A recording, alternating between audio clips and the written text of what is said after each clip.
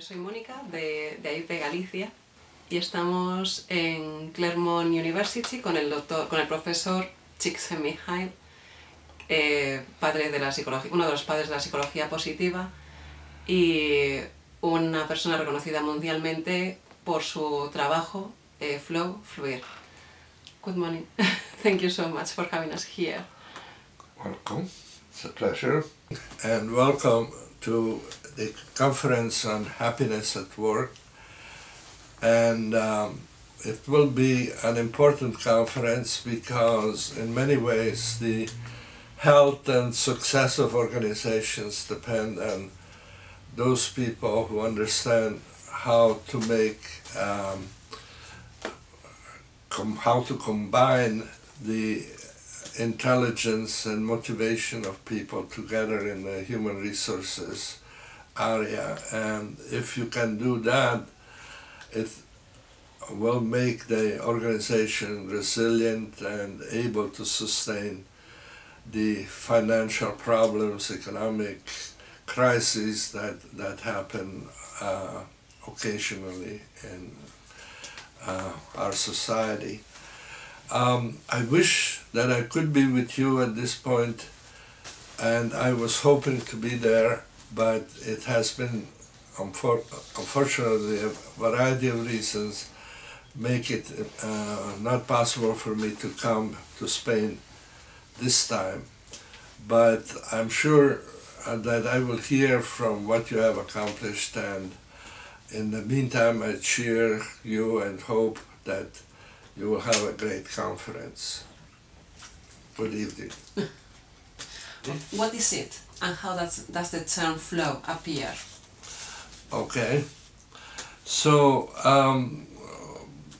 flow became an interest of mine. That is, what I've been interested is, after World War II, I saw so much of Europe disintegrating, especially the part where I was from, in Hungary and Eastern Europe, and the whole society collapsed, and people became very unhappy and very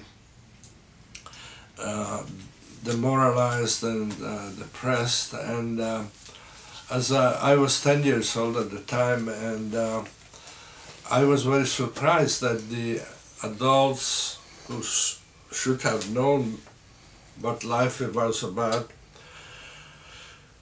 turned out to fall apart as soon as their jobs were lost and didn't have any money, and their property was, then they were like empty shells. And even though they were well educated, rich, etc., they didn't know what to do with themselves, and they became despondent, so many of them,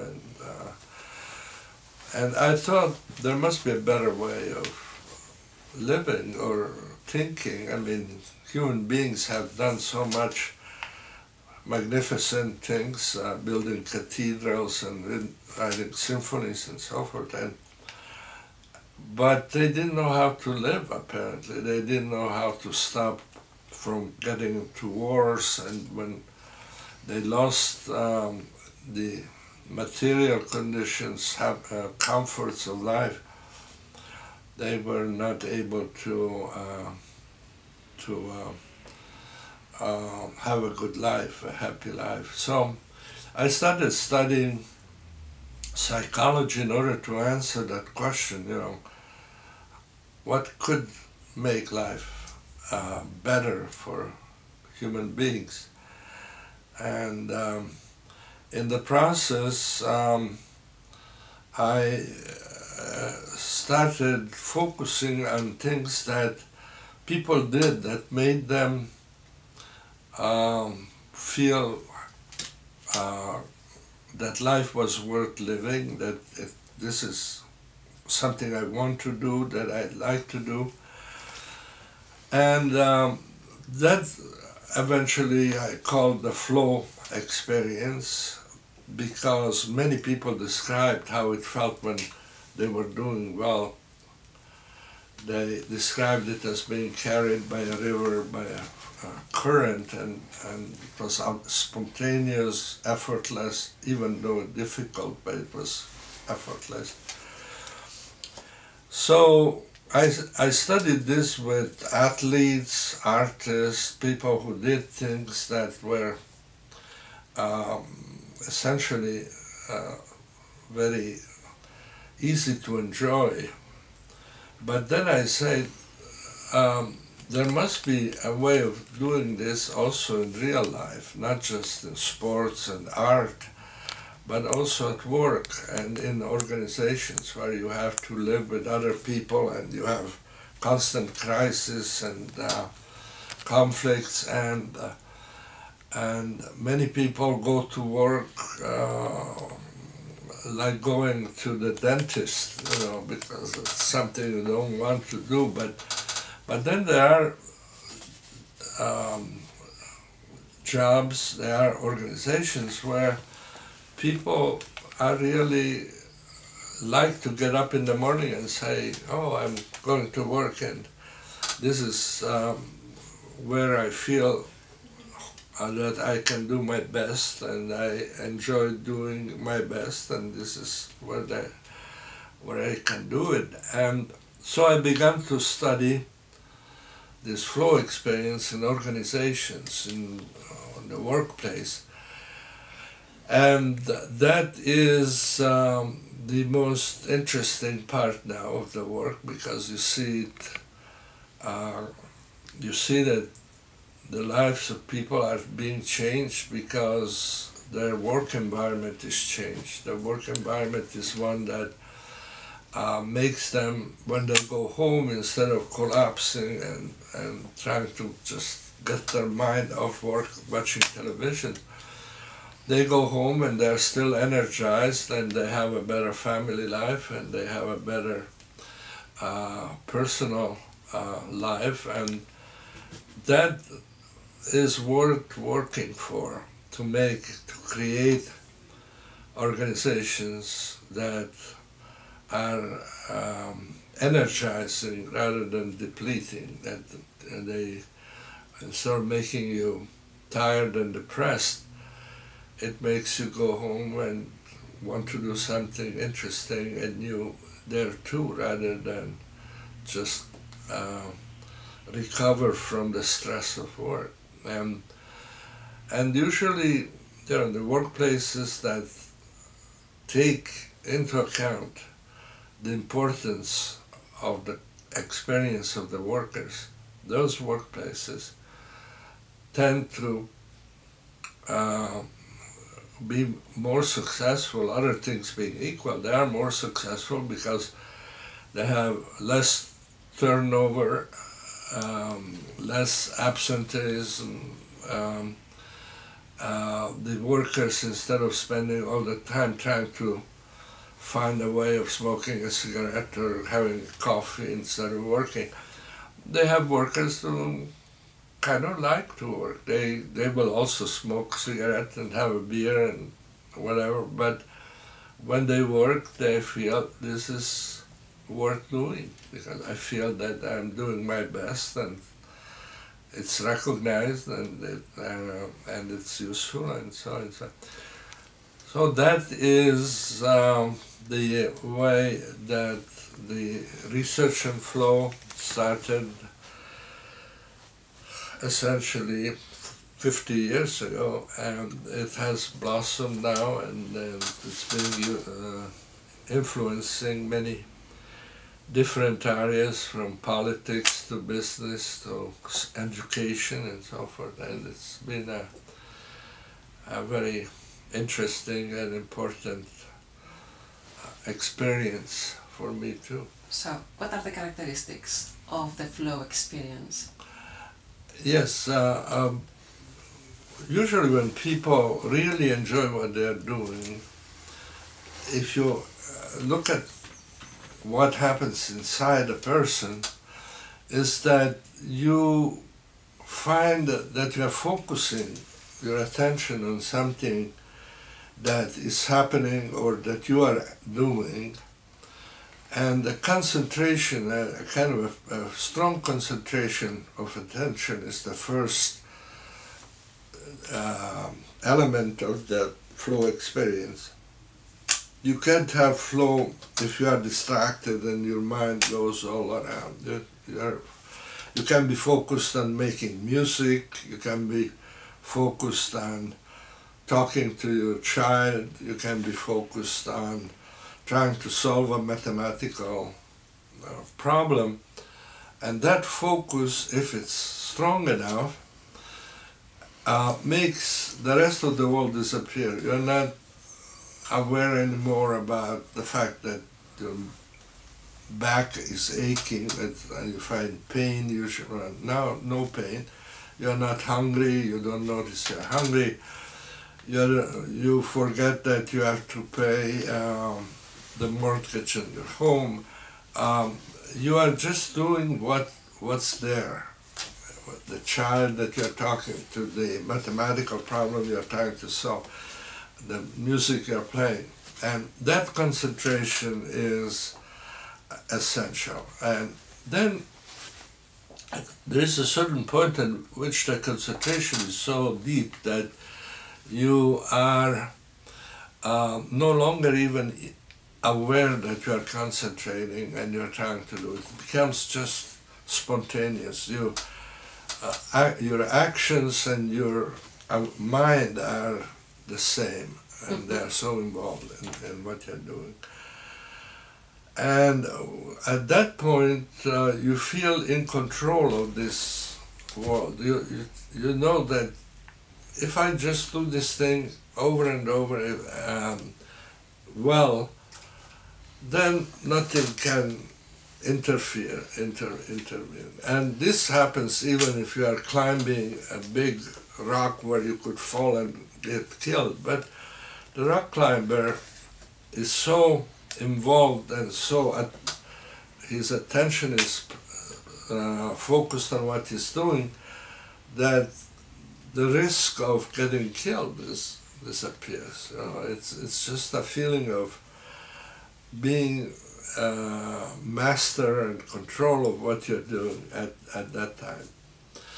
And then the sensation of time disappears. You no longer experience time. You think that a few minutes have passed, but actually it's several hours that have passed since you started.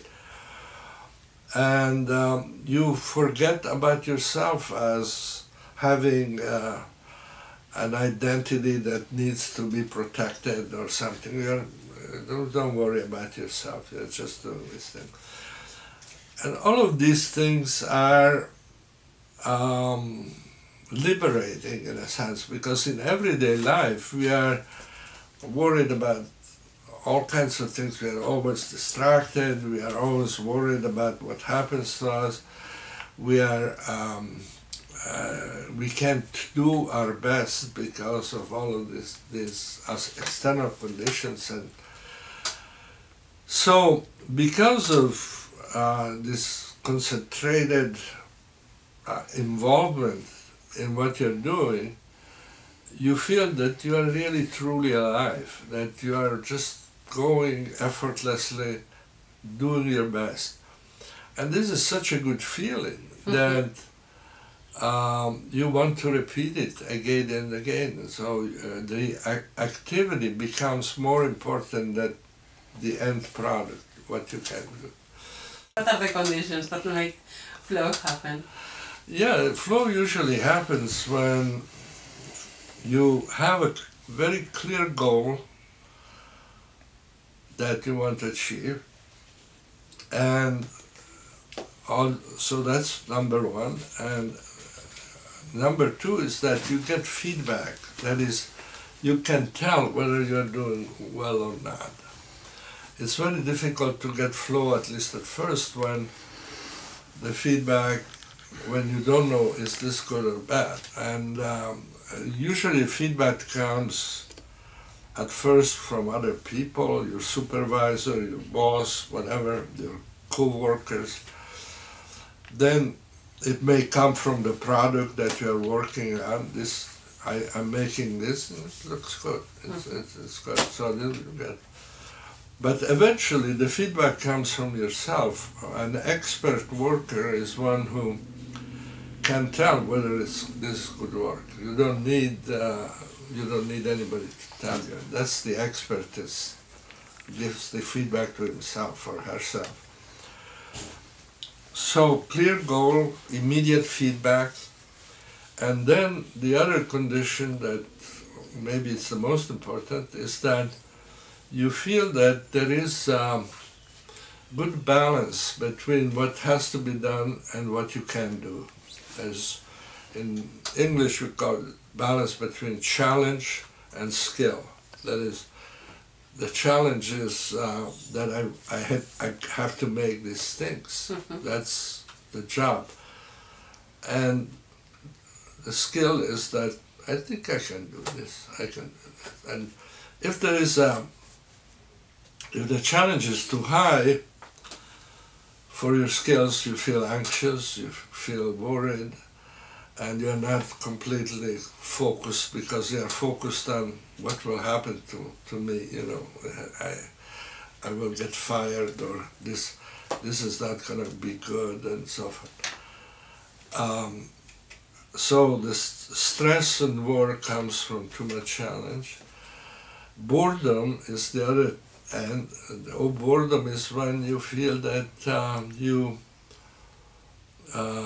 could do this and it's too easy, and you don't feel you have to pay attention because and at work most people are either always stressed or always bored, and luckily, you know, there are moments when you feel in flow, and the job of a good boss or a good person who is in charge of the well-being of workers is to match the challenge and the skill to the worker until the worker feels more and more in flow, and eliminate distractions, clarify goals, get good feedback. Then you may get people more to be in flow, and and then the person is more likely to work with greater enthusiasm, do a better job, and will be glad to come to work instead of trying to avoid it. Coming back to work, what are the most important things that research show or reveals about flow? Yeah, it's amazing that how much distraction comes into the work of many jobs, and that is, and sometimes, you know, the distractions are very subtle. Like, for instance, if you tell something roughly to a worker, a boss, a supervisor talks to the worker in a way that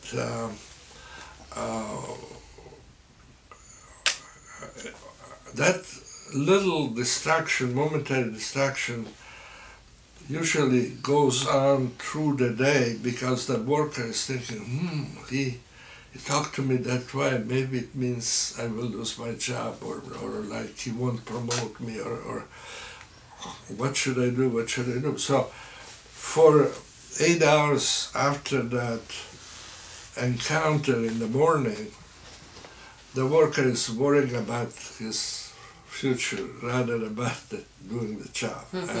And that you can't stop, because what happens in the head of the worker is not, you can't control it, you can't really, you can affect it, you can make a big difference, but you don't know what you have done, you know, and you have to be sensitive to the fact that people are worried about their lives, and if you suggest by the way you treat them, then their job may be in the balance, then that will reduce that person's ability to function well. Same thing if you were to praise somebody too much. Say, oh, you're really good, you're very good at work. That's not good either, because that you become self-conscious, and flow and self-consciousness don't go together. Okay. And because then the person says, oh, he likes me, maybe I can get this, maybe I can that, I can get ahead, etc. And instead of paying attention to the work, again, you're paying attention to your future and yourself, and that's not good. So it's good to praise the way the work was done. Say, oh, I haven't seen this before so smooth. How did it get so smooth? You must have done something to it. What did you do? That's good feedback, because the worker feels, oh, they notice what I do and they understand that this is good, and so I will try to keep doing that, you know. But it's not you, it's the work that you have done. So that those little things are extremely important, but the not knowing what the strength of the worker is and giving them something to do that they are not good at is also a big problem. I mean, as the supervisor, you have to know at least your 3 or 4 or 5 people under you, what their strengths are, what their weaknesses are, and give them the right amount of challenge, so that they can feel, yes, I can do this, I'm good at it, and so on. And if they are missing something, you should be able to move that part of the job to someone else, or to train that person to do it. But if you keep just giving them jobs without realizing that their performance depends on the engagement with the task, and if they are unable to get engaged, they will not do a good job, you know. And so that's a very difficult job, you know. It's like being a conductor of an orchestra, where you know that which instrument is needed at the right time, and you combine that into a good symphony. But if you just kind of say, okay, play what you, here is, just play it, and the people don't know how to play that particular music, or they are given the wrong, you know, you give the score of the trombone to the drummer, that's not going to work. The drummer can't play, you know, the trombone. So these ability to get the best work, the best work out of a person means not just best work for the company, but the best work for the worker, if the worker feels this is just what I like to do, this is what I'm good at doing, then he or she will do the best job, you know, and that will profit everyone. And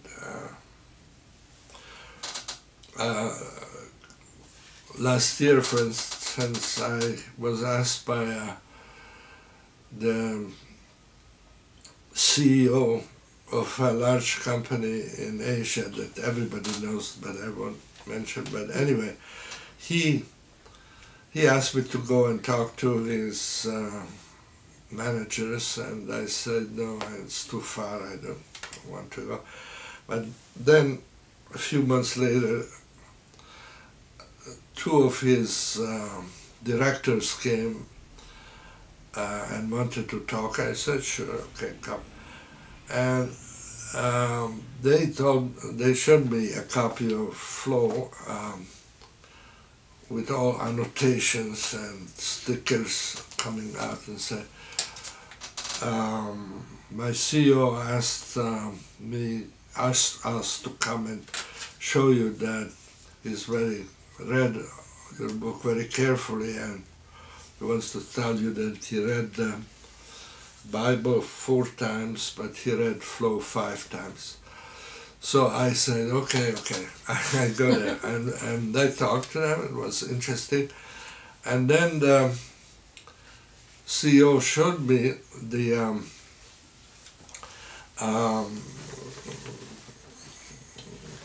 graphs of the productivity of the company in the past 25 years. And for 25 years, the revenues have gone up very strongly. But the profits have been going up in the first 10 years, and then it's evened up, and then they went down. And they were going down. And then 6 years earlier from our conversation, 6 years before, there was an inflection point, and now they went up again very strongly. And say, see this point where it goes up again? That's where we put Flow into management, and we have made sure that every supervisor is responsible for how happy the workers are underneath, and they learn about how to make Flow happen, and now it's their responsibility to make Flow happen. And he says from that point to now, we make $6.5 billion, which is $1 million more than we expected. So do you think that are there certain profiles or personalities more capable of flowing than others? Yeah, that's an important question, because when we don't know the answer, it looks like there may be some physiological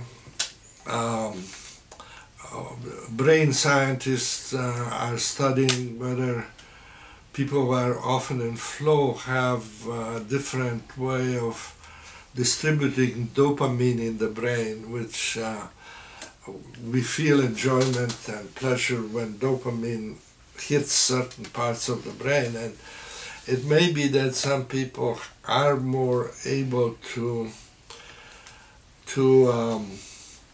use dopamine in ways that makes them more enjoy what they're doing.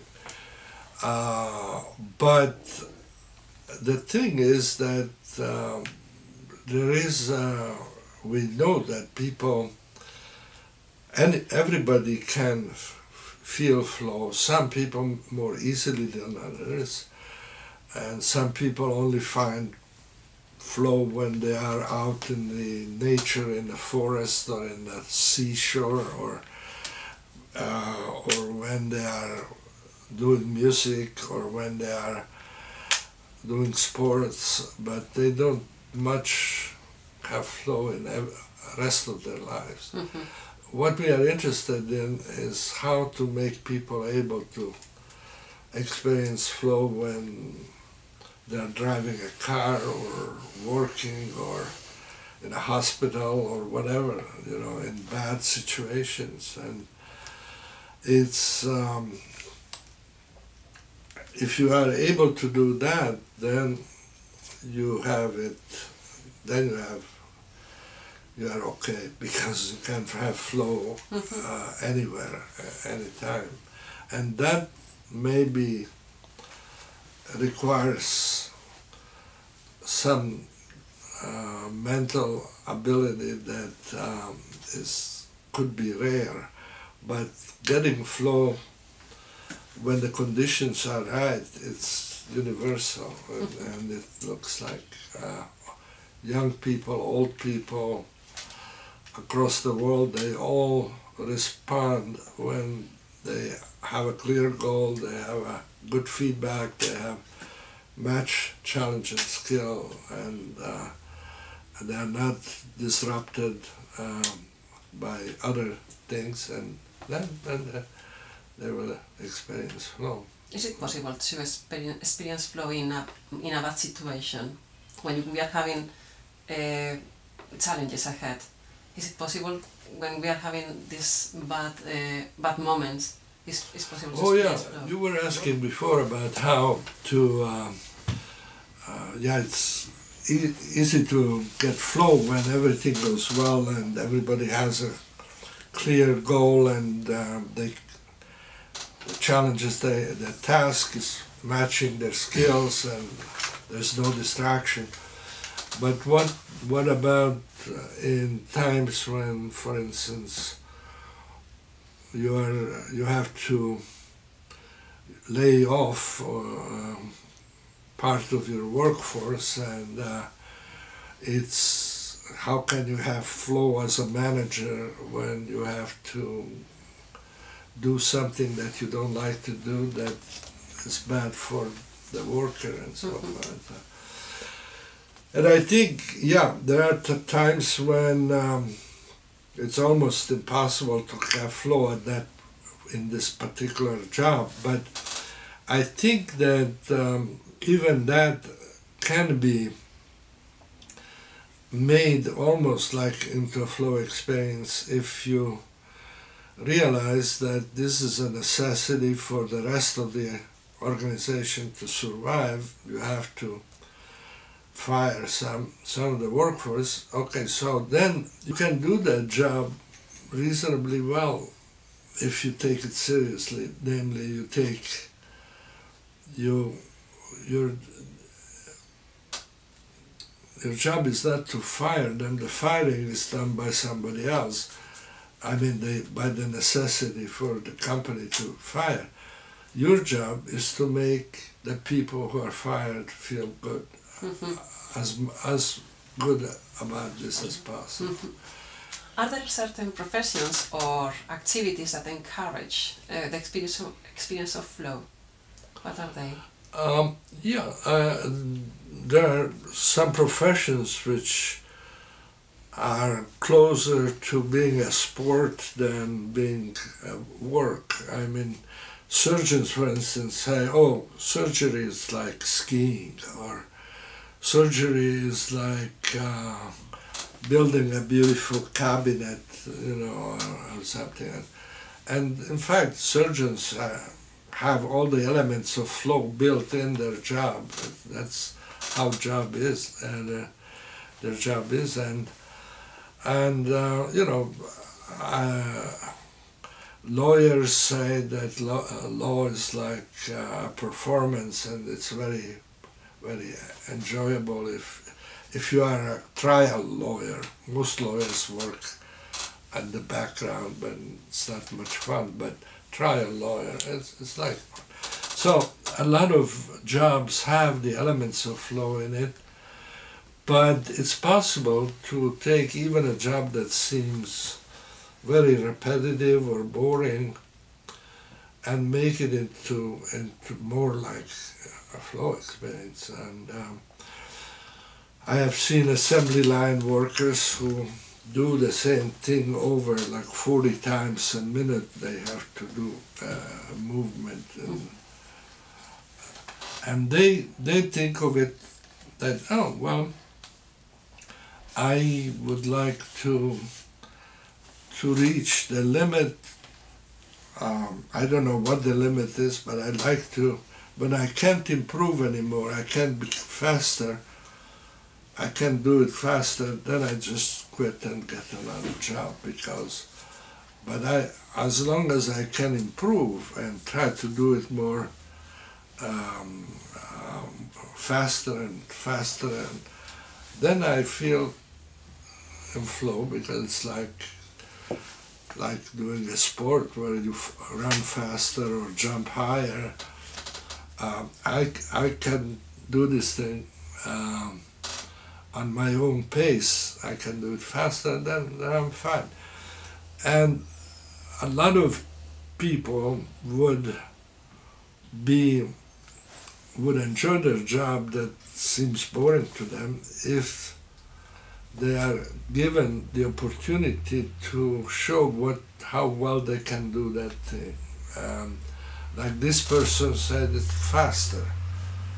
That's what I want. Some people would say, I would like to do this job, but I feel that I have no contact with people, and I need people. I like to talk to people or to work with people, and then maybe allowing them some opportunity to interact with clients, with consumers, with other work in a team with others, and then, wow, this person will feel much more in flow. So there is no one solution, but the solution is, but the principle, the underlying principle, is that if you allow people to have clear goals, give them feedback at the right kind of feedback, opportunity of feedback. You don't interrupt them when they are involved. You allow them to change the job if they want to change it. And don't make them feel self-conscious by either too much interruption and suggestions for improving, or even for praise. You know, you don't get their ego involved in that, but let them really immerse themselves, engaged with the job. Most people like to do that. You know, if they don't, there are some people who are too self-conscious and they want to always be praised or rewarded, or they're too ambitious to do this job, they want to move ahead too fast or whatever. Yeah, okay, you have to have a certain amount of tolerance for some people who will not respond to the opportunity to have flow in their job. And but most people will, if they have the opportunity to experience flow because you give them the right environment for it, most people will enjoy it and be more successful at it and more productive. Can we develop? We can reach the state of flow, but can we develop the state of state? Well, but that's what I've been saying. You have these principles, you understand the principles, and then you develop, apply it because how you do it depends on what the business you are in, what the conditions of the work are. You can't. It's different for a doctor or for a lawyer or for an engineer or for an assembly line worker. You have to understand what the job is, and you say, okay, so what are the challenges here? What are the distractions? How can I get rid of minimize the distractions? How can I match the skill of this person to the challenges of the job? So that's why you need somebody to translate the theory and the research findings, to translate that into the organization. And that's what the people at this conference are, that's their job. Can't buy the solution at the supermarket or Amazon. It's not packaged so that everybody can use it. The ideas are the ones we talked about. Those are principles that apply across all jobs. Make mistakes, and you have to learn from the mistakes, and you have to keep improving the process, because what works in one condition, in one company, in one culture may not work in another. So you are trying to learn from applying general principles to a specific case, and you look at the feedback, you get the feedback from you're trying to apply it, and say, okay, this works, this doesn't work. And then eventually you get a system that's pretty good, and it will be better than all the other companies that don't try that. Okay. Imagine that we got a company when we get workers who experience flow. How that experiencing flow at work can influence the rest of your life? They are less tired, less exhausted, mentally less exhausted. They may be physically because they work perhaps harder, but they are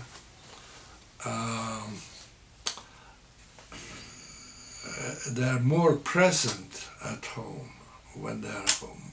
Many workers, when they go home, they need a cocoon of solitary, either drink, watch TV, something, but they don't want to interact because they're too exhausted emotionally and mentally. And that, if you have flow at work, you are much more responsive and present at home, and that makes a big difference to the quality of the family life and so forth. Okay. Following this, what would you say to people who do not want to take ideas like flow, flow, happiness at work, they don't want to take it into account, they are reluctant. What would you say to these people, or to organizations as well? Well, I would say that you should tell them you are sorry for them. I don't know what else. I mean, you can't force them. If that's their, all right, but it's kind of sad. Sad for them, I mean. Okay. So, what do you think are the challenges ahead for the new era? Well, there are many of them, of course. We are getting to a point where we are realizing that our choices will determine the future, not only individually, but the future of the planet, with global warming and the destruction of forests and the destruction of the landscapes in many parts of the world. Those are in our hands. We are deciding it. In the past, humanity was helpless, weak. What we did only affected our lives and that of the neighbors. But now we have become the most powerful force on the globe, and we haven't realized that it's yet what a responsibility that is, what we have to do, and to keep us from destroying the world and destroying ourselves in the process eventually. And that, as a psychologist, I believe that one of the things we have to realize is that if we are able to have a life that is reasonably satisfying, we can make decisions for the world that are better than if we are scared, or we feel oppressed, or if we feel exploited or poor and then we make decisions that are destructive. But if we are happy with ourselves, we can make decisions which are good for not only for ourselves and our family, but also for the society in which we live and eventually for the world in which we live. So happiness is not a privilege, it's a necessity. It's something we have to try to achieve, because then we are going to be a better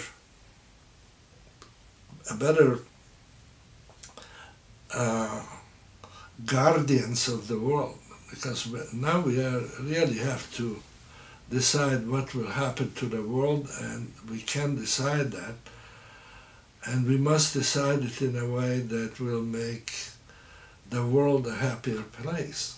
And if we are not happy ourselves and we don't know what makes us happy, then we can't make a happy world. We will just destroy the world instead. So this new era is an era of responsibility for our own happiness and that of the world. Thank you very much for having us here and spending this time with you. Well, it's been a pleasure, and I wish I was there with you at the conference in La Coruña, but sooner or later I hope to be there, and I hope that the participants at the conference will profit from this great opportunity to meet and to rethink the job that they are doing in a way that will be enjoyable for them and for those who work for them and with them. Thank you. Thank you. Thanks. Goodbye.